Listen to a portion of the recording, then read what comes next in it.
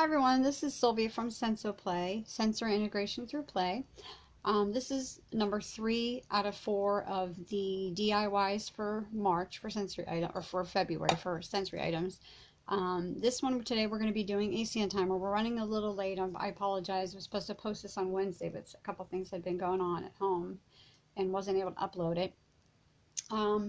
But since these are nice for if you are going shopping or you want to do an activity that your child does not prefer, you can set a timer for them to show them, you know, this many minutes we're going to be doing this activity for this many minutes. So when the sand's done, the activity's done, you can move on to something that they do prefer.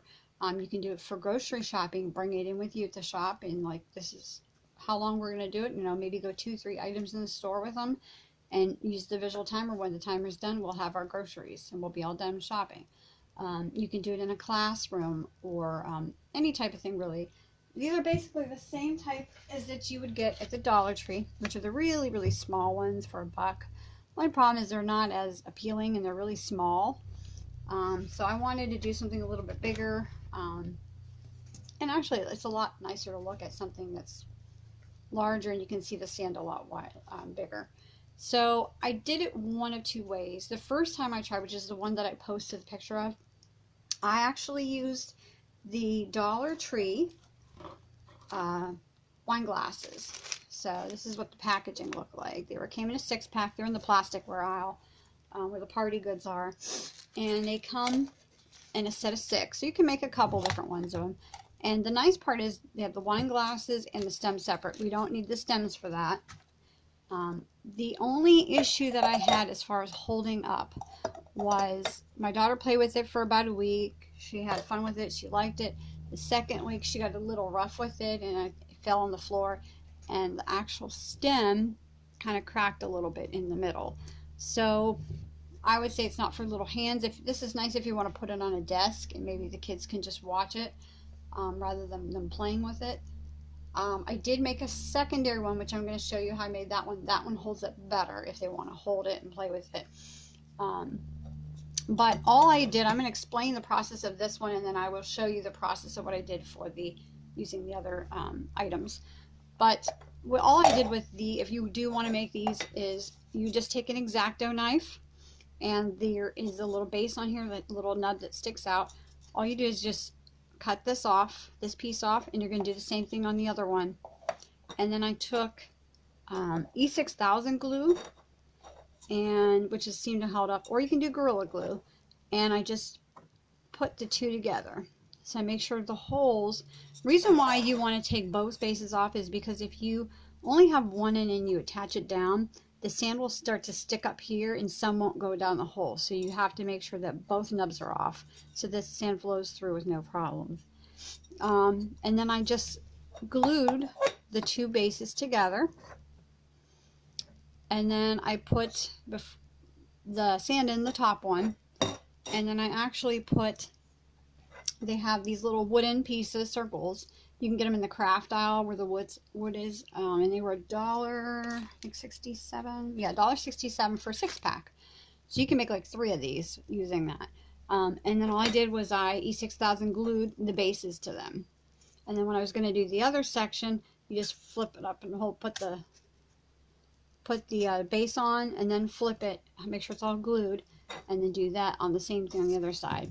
And then just put something heavy on it so that it'll hold down enough to glue. I mean, and it held up pretty good, and it's still holding up. It's just, I would think this is more something for a desk than for some kid to play with. For them worried about the sand opening up and getting in their mouth. So I was like, okay, I got to come up with a different method.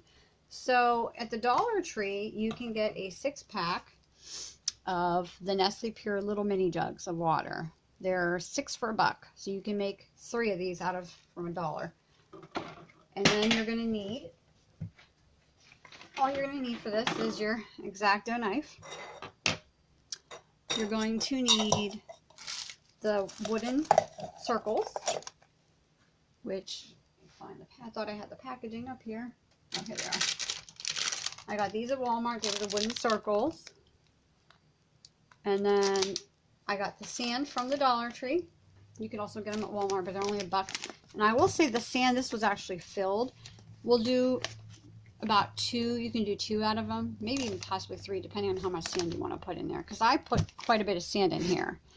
And then you're going to need, the next thing is your glue. I mean, you can hot glue. I don't know if hot glue is going to hold it up enough, so I do E6000. You can do Gorilla Glue. You can do JD Weld.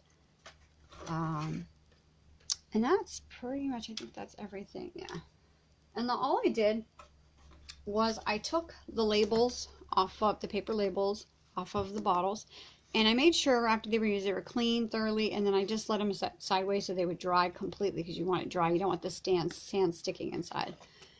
And all I did was take those 2 off, and then what you're going to do is on one of them, the other one you can get rid of the lid, you won't need the lid. The second one, you're going to actually take the lid and you're going to poke a little hole. Now the difference in the hole is going to be how long you want the sand to come down. So if you want it to take longer to come down, maybe 2-3 minutes, be like a 2-3 minute timer, then you're going to make a smaller hole. If you want something like a minute timer, you can do a bigger hole. So it's all dependent on how big the hole is and how fine the sand is. This sand is a tiny little bit coarser than normal fine sand, but all I did is just take it and you're going to poke it and just keep twisting till you get it, a fairly decent sized hole right in the center of it, if you could see that. Once you have that, you're going to screw it back on your bottle.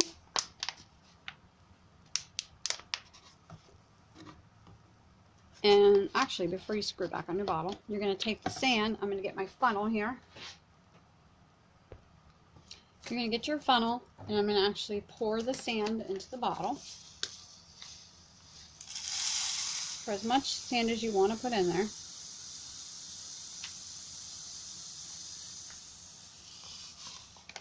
I think that's good for sand. So I even have still some left in the bag. You could probably do all 3 with 1 bag. So once the sand is all in there, you can glue the cap on either with the E6000 glue and then glue it on so it doesn't come apart or get loosened off. For now, just because the glue is going to take some time to cure, I'm just going to use a hot glue gun, and I'm going to glue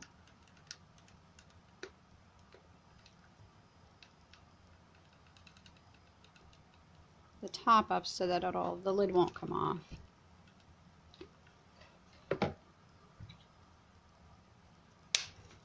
And make sure that's got a tight seal.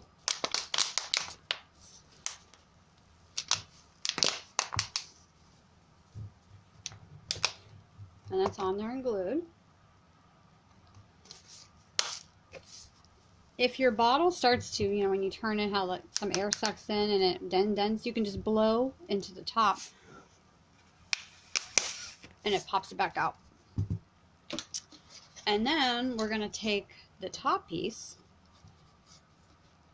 and we're going to glue the top piece onto that. So you would use your E6000 around the rim. For now, I'm just going to use the hot glue just to show you.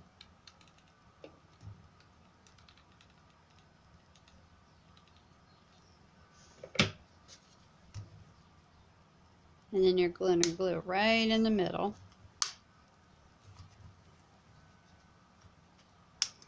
And just hold some pressure down and keep it down. I would use it if you're going to do the E6000 glue. I'd probably put a book or something on top of it to keep it down for a while, or at least a couple hours.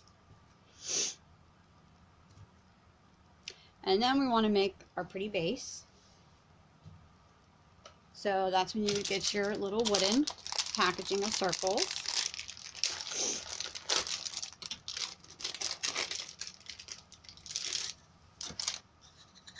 And you would actually hot glue the top one on and the bottom one on. So you'd either E6000 glue the top, or you can use or hot glue, either way, whichever one you want to do. I'm gonna just use hot glue.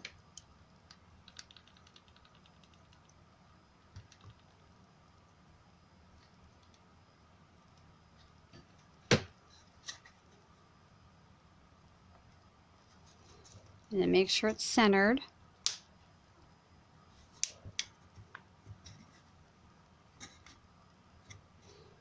If you wanted to do it, if you wanted to do a different style, another way you can do is they have little dowel rods, the real thin ones. You can get longer ones and maybe put like hot glue it up here and hot glue it on the base, and then you have like a little handle that you can handle onto it too. And then we're gonna do the same thing on the other side, and you're gonna glue one on the other side.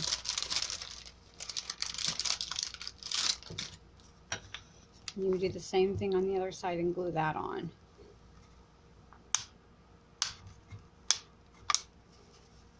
So when you flip it, I know it's not glued yet.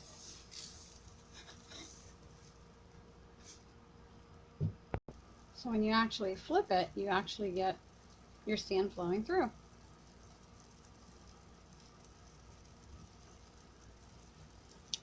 And it depends, like I said, it can go as quick as you want it. It depends on how big the hole you do. You do kind of have to make the hole a little bit bigger in order for all the sand to go down, because if it's too tiny of a hole, unless you're using very, very fine sand, then you're going to want to make the hole a little bit bigger. But that is your sand timer that you can use around the house. Kids can play with it. They can use it just to relax, to desensitize. And I did it, I think, with total, if you're doing with the water bottles, it was $1, $2, for like $3. You can make yourself a timer. So that's this week's DIY. I will be back next week, and we are going to be doing the water bubble lamps. So I will see you next week. Have a great day, everybody.